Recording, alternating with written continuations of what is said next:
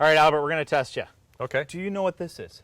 I believe it's called burlap. Good. Thank you. Do you know what this has to do with the evergreen? Absolutely no. That's as far as we got. That's all right, well, let's talk a little bit about winter, because burlap is really important for protecting trees in winter, especially in northern areas where people get a lot of snow and ice. This is crucial, and not a lot of people have been doing it. So here's why.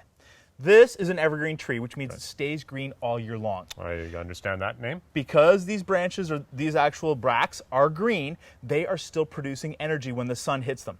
Photosynthesis. You mean even in the winter? Even in the wintertime. But when the roots are frozen solid, they can't get any moisture up into the branches, so the branches die out. And you get brown, kind of like that there. You get brown, and the whole parts of the tree that are most exposed to the sun will brown out. Now, people have said, oh, it's wind burn, it's all this other stuff. No, it's desiccation. Oh, okay. Yeah. Just that's a big important word you said there. Sounds sciencey, doesn't it? It does, yeah. Yeah, so desiccation is actually taking place when the leaves are still producing energy, but there's no water getting into the actual tree itself. The best way to protect it, burlap. It's such an easy, inexpensive product, but it does a perfect job because it blocks the leaves from getting sunlight. So what we're going to do today is we're going to actually bag the tree. Oh, really? Yeah. So we're just going to wrap the tree in burlap? Exactly. Oh, okay. Yeah, so what you want to do is you want to start at the bottom. I'm going to pass you this side. All right. So we're going to start at the bottom, tucking it in around, and then pass it over to me. We're going to keep going. Keep going a little higher every time. Now, so it's just like wrapping like a mummy or something like that, eh? Exactly. You're just wrapping it yep. around. And you want to do this basically when it's about to start getting frost on the ground. Okay, when the ground starts to freeze, because that's when the plant can't get nutrients anymore. Right.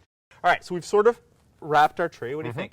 Well, it looks like a mummy. Perfect. Could I put like Christmas lights around this still and like still use it, disguise it? Absolutely, you can. And it's funny that you say that, because a lot of people don't want to burlap because they want to use their trees for the holidays. And that's fine. They just have to make sure they burlap after the holidays. Now, you notice we went from the bottom to the top.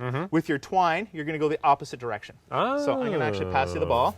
And the reason why you do it in that direction, I put this in here, is because obviously the tree is wider at the bottom. Right. So wrapping up makes sense. Wrapping back down is even easier. So you're just going to tie a knot. Right that. Not too tight, because you don't want to break any branches. Okay.